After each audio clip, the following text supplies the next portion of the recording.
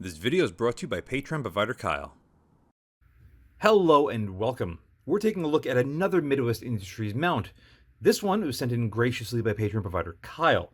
Unlike the last Midwest mount that we looked at, this one is actually permanently fixed with those two nuts. Anyway, here we are. The last one I bought didn't have a box, so this one does. This is what you could expect for your $150-ish. Buy these direct from Midwest Industries. They have basically everything available on their site, unless it's out of stock, but you could find whatever you're looking for there. Anyway, enough of this. Let's crack this open and see what we've got. Without destroying everything. If you're wondering what the model number is MS-SM30G2. There we go. It does come with an Allen key. We're going to leave that in there because I don't need that right now. And we're going to take a look at this mount. This is basically exactly the same as the last Midwest Industries mount that I reviewed, with the exception of this. Or these, I should say. Oh, yeah. Oh, yeah. Yeah, this is obviously set up to be secured on a rifle, torqued down, and then left alone.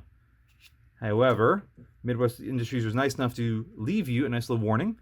Don't torque these more than 45 inch-pounds or else you'll void the warranty.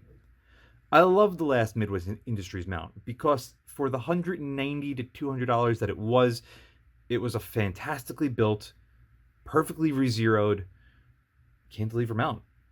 It just worked. This, like I said earlier, is about $150, and so far I'm already pretty happy with that. They are American made, as you can see right there.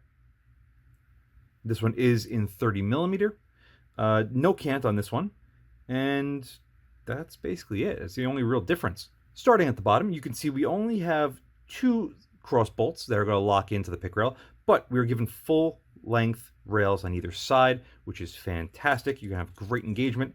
We also have, as you can see, two springs, one on either end, so if and when you do take this off of your gun, you don't have to worry about this thing rattling on you. You just loosen these up all the way. It comes right off. It's going to go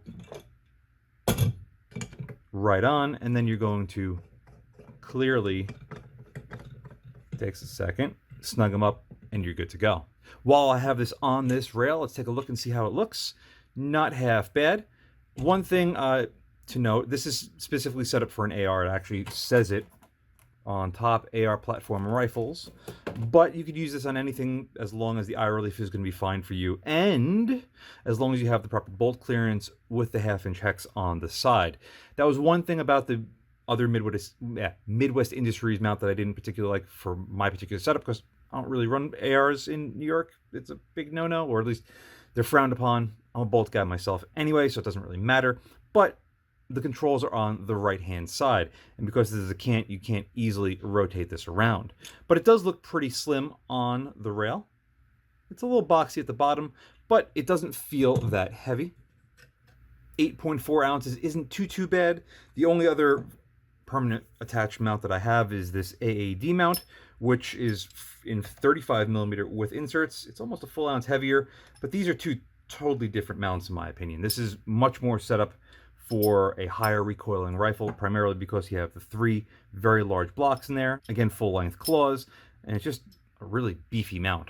This is slightly more svelte than that, and it doesn't really feel all that bad. It does feel fairly svelte, but speaking on the topic of feel, the anodizing is a little on the rougher side. You can see how easily my nail marks it up. Fortunately, however, it comes off fairly easily. That's basically all there is to really talk about this. I have the other video out there. Watch that if you want to watch me go a little bit more in depth.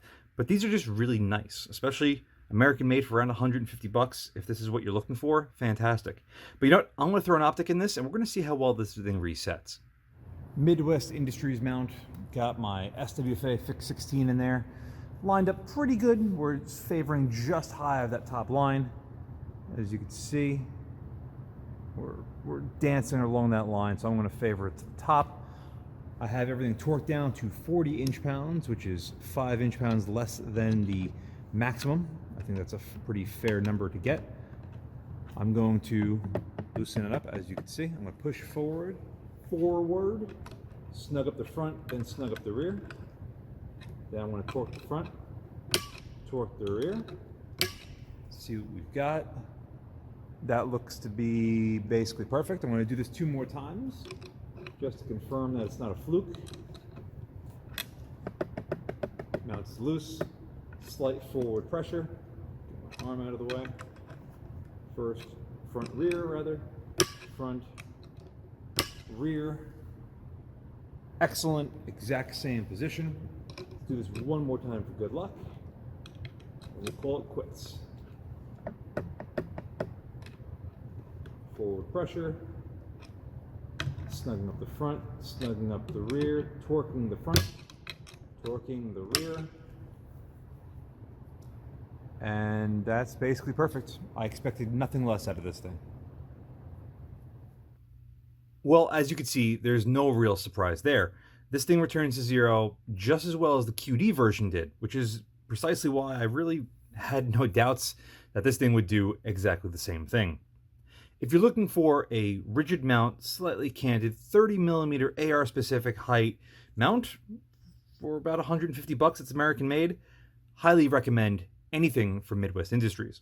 So far, they're 2 for 2, they're batting 1,000, great stuff, highly recommended, and that's basically it. Kyle, thank you very much for sending this in for review. I love getting my hands on stuff that just simply works, especially American made stuff that's at a reasonable price. It's just makes me feel a little warm and fuzzy. Anyway, thank you all very much for watching. And as always, see you again next time. And a huge thank you to my Patreon providers. Without you, this truly wouldn't be possible. If you'd like to help support the channel but don't want to join my Patreon, I completely understand. But you can help by using the affiliate links in the description below. Thanks again for watching.